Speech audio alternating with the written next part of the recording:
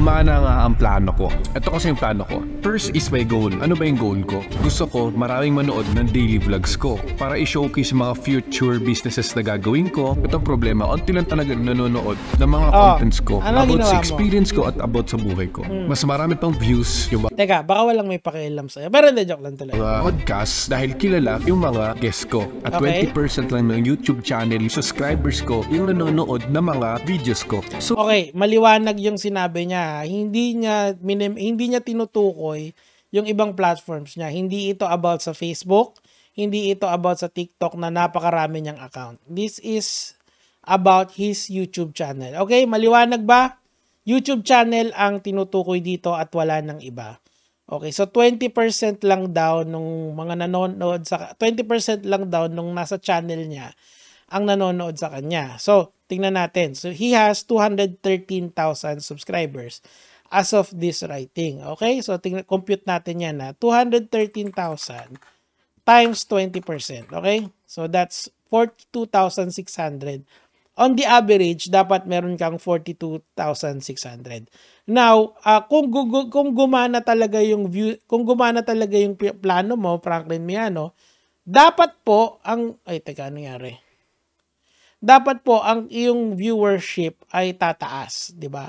From 42,000 dapat magiging 45k. Tama? 45,000. Yan dapat yung i-expect namin na viewership mo after this video. Okay? Malinaw ha? Or dapat significant. Dapat ka dodoble yan eh. Kasi nga, may campaign na kayo eh. Pag may campaign ka, dapat talagang tumataas yung subscriber count mo. Diba?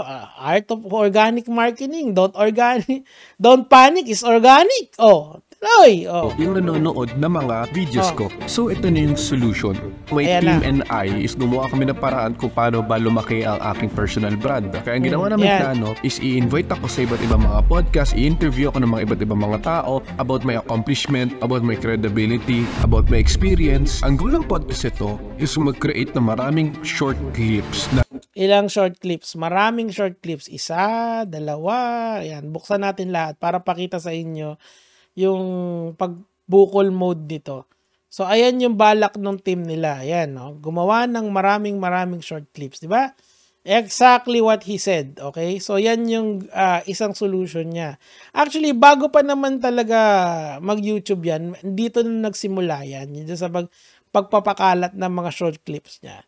Ang point dito, mga kamatis, mga kaibigan, is para lang ipakita sa inyo kung yung style niya ba ay gumana. So, dapat tataas yung views. Ganun lang kasimple. O, tuloy. Sinasabi ko yung aking credibility, aking accomplishment, aking beliefs and about sa aking values without any showing proof or videos na mapapatunay ang sinasabi ko. Ang tanong ay bakit? Ang sagot is para kumalat ang chismis kung ako ba ay legit or ako ba ay barbero. Ayan, mukhang yung game plan ko. Kapag nakapag-podcast na ako, nakapag-post ng mga videos at kumalat talaga yung chismis hanggang mag-react na yung ibang content creator sa akin, that's my goal. Mag-ingay pa sila at mag-ingay dahil ayun yung plano ko. Bakit ko? Okay, so this is the purpose of the slow cook. One of the purpose is to show you guys yung long-term effect ni Franklin Miano. Kasi madaling, kunyari, hindi ko to kino-content araw-araw. Hindi ko ina-update kayo sa nangyayari sa kanya or dun sa mga MSB students niya. Okay, so kung titignan nyo mga kamatis, mga kaibigan, dito 41,000 yung views nito. Okay, so less than 20%. Masasabi natin ay may point niya kasi 41,000 lang dito eh. So dapat sunod-sunod after nito, sunod-sunod na yung matataas yung views, tama? So yung ebidensya ko nahahanapin hindi galing din sa kanya, correct? Ngayon, kung titignan mo rito, 2 months ago ito, okay? That's the purpose of the slow cook. Kasi kung ginawa ko to after 1 week, makikita nyo, wala akong masyadong ebidensya. Dapat the evidence is something that happens over time. Kasi yun yung plano niya eh, mataas na views in due time sa kanyang YouTube channel. Maliwanag, di ba? Maliwanag na maliwanag itong debunk na to. It is as simple as it gets. Kasi kung hindi, ibig sabihin it's a failure yung ginawa niyang plano. So hindi gumana yung plano niya. Actually baka nga naging worse pa eh. Kasi ngayon hindi na siya makasagot sa kahit anong ibato ko. And ang masakit dito, yung ibang bato ko, hindi ako yung may gawa. Ako lang yung nag-initiate na mag-connect from one point to another. Yung kay Nadia Aider, di ba? Kita nyo, dinilit niya na yung mga vlogs niya rito. Bakit niya dinilit yan? Kasi nga daw, ang sinasabi sa akin ng mga tao, ginugulpe ng comments. O, sagutin mo si Nadia Aider, sagutin mo si Richard Tadeus, sagutin mo si Nico David. Ganon. Delete siya ng delete. Kesa mag-disable siya ng comment, doon na lang sa mga content niya na maganda yung comment sa kanya. He is trying really hard to change the narrative. Ang problema lang, this is why the slow cook is important eh. Kasi when you stop when I stop uploading, when people like Richard Tadeus doesn't get updates dito sa tao na to, what happens is baka kontrolin niya yung narrative. Kasi yun yung trabaho, isang nakita kong trabaho nitong tao na to eh.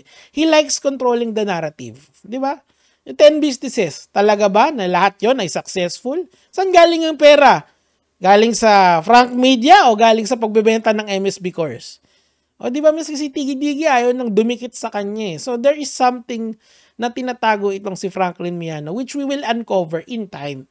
So be patient dito sa slow cook na to. Isipin nyo para tong probinsyano o kaya yung mga palabas ni Coco Martin.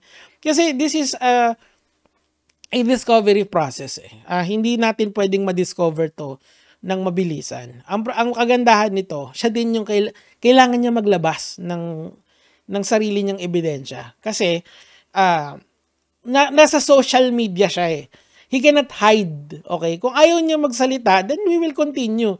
Dire-diretso lang eh. Pag lumabas yung mga bago niyang produkto, syempre we have the chance to criticize that.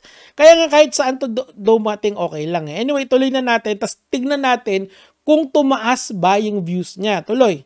Gusto sila mangingay dahil yung mga nanonood gusto nila malaman yung sagot ko at gusto nila malaman yung resibo ko kung meron ba talaga or wala. At kapag yan o, mababaw masyado yun eh. I gets ko naman din talaga yung mga nagko-comment sa comment section na may kamaro mo ba talaga yan. Hindi na nga kasi yan yung issue. Ang tanong nyo sa kanya, saan galing yung pera? Yun. Tapos may mga deeper issues pa kasi yan na etong Sergey na to is trying to uncover. Gets? Kaya siya mabagal, okay? And kaya nga siya slow cook eh. Kasi pag binilisan ko yan, baka makalusot pa. Kailangan walang lusot talaga. Alam nyo na kitang-kita yung mga kalokohan niya na siya rin ang naglalabas. Kahit saan tayo umabot, diba? I'm just waiting for the lawsuit to come sa akin eh. Ang akin lang, pag dumating yun, aba! Ang supreso sa'yo. Anong pwede no? Hindi lang naman pwedeng ikaw ang magreklamo. Diba? Tuloy natin.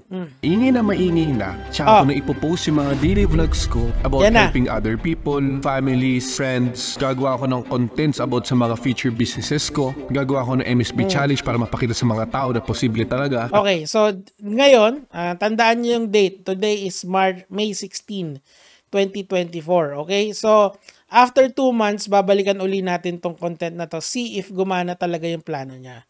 Okay? Now, pumunta tayo sa kanyang video. Okay? Tingnan natin. O, see, hindi ako ang maglalabas ng ebidensya dito, Franklin Miano. Ikaw mismo. Hindi natin kailangan mag-effort masyado kasi ikaw mismo ang magde-debunk sa sarili mo. 'Di ba? So, ang sabi niya, gumana daw yung plano niya.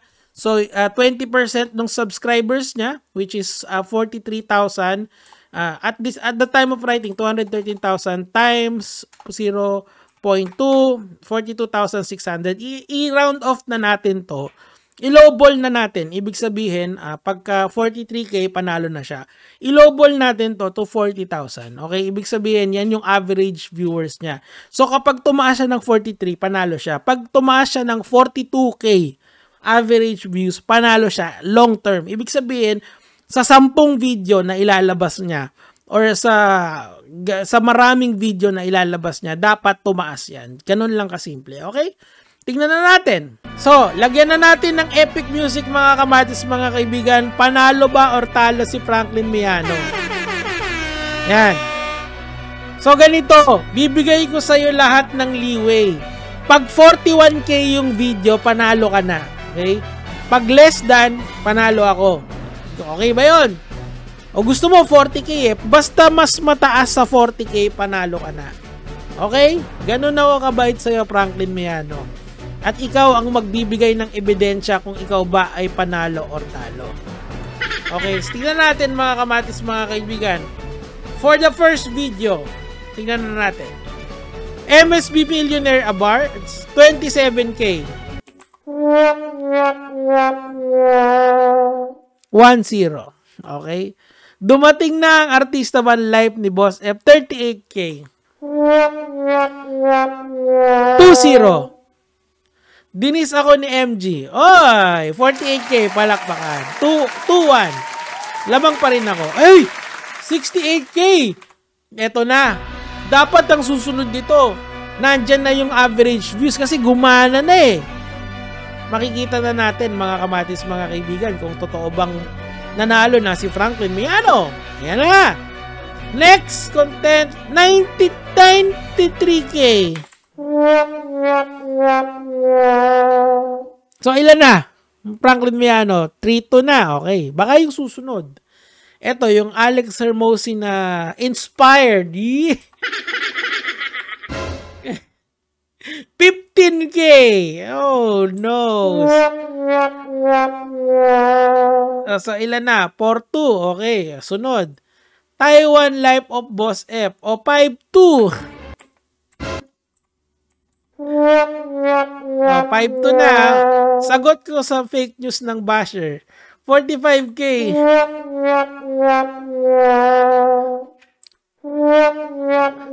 Oh, ano na? Oh, at least 5-3 na. Okay, very good. Oh, dapat sunod-sunod na to. Dapat mga kamatis, mga kaibigan, eto na. Dapat sunod-sunod na ang panalo ni Franklin Miano. Yung susunod na content dapat more than 45k. Dapat 41k yung susunod. Tingnan natin. Ang lamig! 4.2k. 6.3. Okay. Wish bus na pang podcast. Live de Boss F. Oh. 7.3. Barbero. 7.2k. 8.2k. Eto 10k at least. 9.3. Uwi na. Oh no. 4.5k. Sayang, 'di ba? Nagkamali lang ng decimal point eh. Kung nagdiploma yung decimal point mo eh, di ginawang 45k yan. So anong moral lesson dito, mga kamatis, mga kaibigan? Your plan failed. Diba? Hindi gumana yung plano mo. Kasi kung gumana yung plano mo, sa 13 videos na linabas mo, dapat higher than 40k ka. Binabaan ko na yung standard. Dapat ang, ano dyan, higher than 42,600 eh. Kasi ang sub count mo is 213k. Ayan no, the math doesn't lie. Number doesn't lie. Alam mo kung sino ang hindi barbero ang mathematics. Alam mo kung sino barbero. Syempre ikaw. Syempre ikaw, Franklin Miano. Is my goal. Ano ba yung goal ko? Oh, ano? Gumana nga ang plano ko. Gumana ba? First is my goal. Ano gumana ba, boy? Gumana nga ang plano ko. Hindi gumana. O, yun lang naman. Gege mga lods.